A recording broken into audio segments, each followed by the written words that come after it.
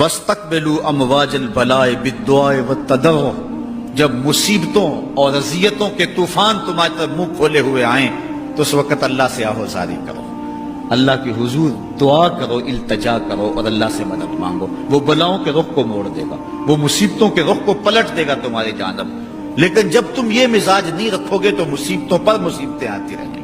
حضرت موسیٰ علیہ السلام کے پیٹ میں درد کا احساس ہوتا ہے تو کوہ طور پہ چلے گئے، کیسے جلیل القدر نبی تھے، اللہ سے ڈائریکٹ رابطے تھے، اور جا کے کہا مالک میرے پیٹ میں درد ہو رہا ہے۔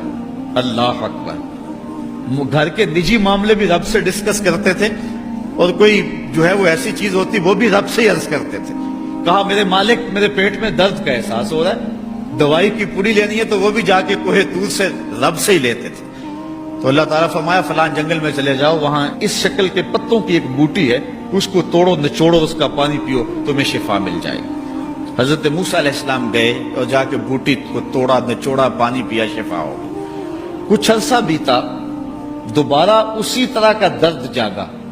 اب نسخہ تو ذہن میں تھا، کوہ طور پہ نہ گئے، اس جنگل میں چلے گئے اور جا کے بوٹی کو توڑا، اس کے پتے نچوڑے، پانی نکالا، پیا، لیکن درد اور زیادہ بڑھ جاتا۔ پھر دوبارہ آئے کوہ طور پہ، کہا مالک میں نے اسی درد پہ دوبارہ وہی بوٹی کا پانی پیا ہے لیکن درد بڑھ گیا ہے۔ کہا موسیٰ اب جو آئے ہو کوہ طور پہ پہلے ہی آ جاتے۔ تو عرض کی مالک بوٹی بھی وہی اور درد بھی وہی۔ فرمایا سب کچھ وہی ہے لیکن پہلے میرا حکم تھا، اب میرا حکم ساتھ شامل نہیں تھا۔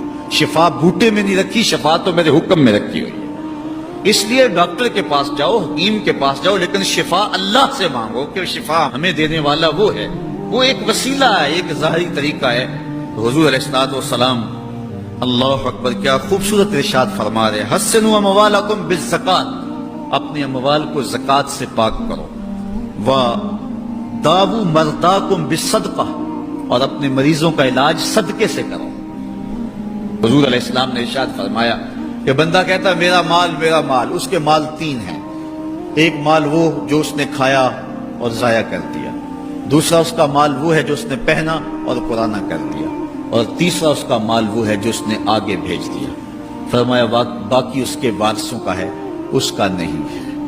اس لیے ہم راہ خدا میں خرچ کرنے کا مزاج بنائیں، اس سے مال گھٹتا نہیں ہے، اس سے مال بڑھتا ہے۔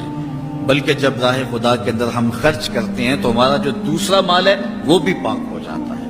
اللہ کے محبوب کا ایک فرمان سنیے جس کو حضرت حسن بصری رضی اللہ تعالیٰ عنہ بیان کرتے ہیں، حسنوا اموالکم بالزکات وداووا مرضاکم بالصدقہ واستقبلوا امواج البلاء بالدعاء والتضرع۔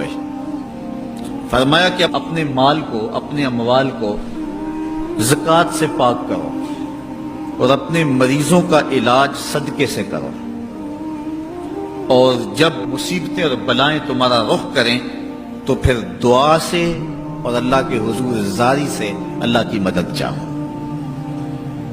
آج ہم صدقے کا مزاج بہت کم کر چکے ہیں۔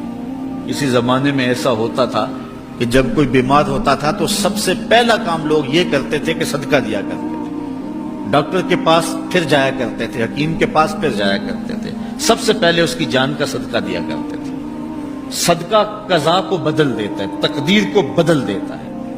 صدقہ سے اپنے مریضوں کا علاج کرو۔ اصل ڈاکٹر کے پاس جانا، علاج کروانا سنت ہے، اس کی ممانعت نہیں ہے، لیکن یہ بات ہمیشہ ذہن میں رکھیے گا کہ ڈاکٹر کے پاس دوا ہے، شفا نہیں ہے۔ شفا اللہ کے دستے کرم میں ہے۔